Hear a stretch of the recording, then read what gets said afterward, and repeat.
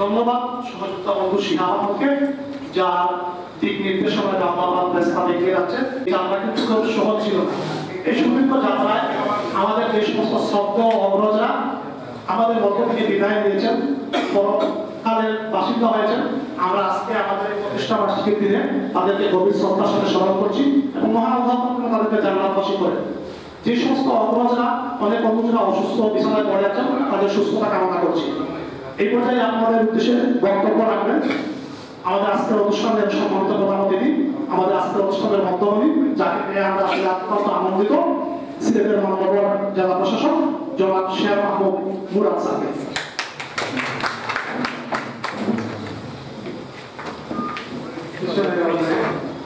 আজকে 50তম প্রতিষ্ঠা বার্ষিকীতে আমাদের সবাইকে আমি অভিনন্দন জানাচ্ছি।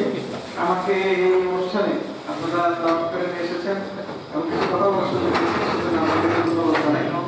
আমরা জানি যে জুলাই আগস্ট পরবর্তী সময়ে ছাত্র জনতার গণঅভ্যুত্থান পরবর্তী সময়ে আমরা একটা পরিবর্তনের সময় আমরা যে আপনারা যদি ইতিবাচকভাবে কাজ করতে পারি এবং সকল নেতিবাচক ধারণা থেকে বাইরে যেতে পারি, সেটা আমাদের চেষ্টা করতে হবে।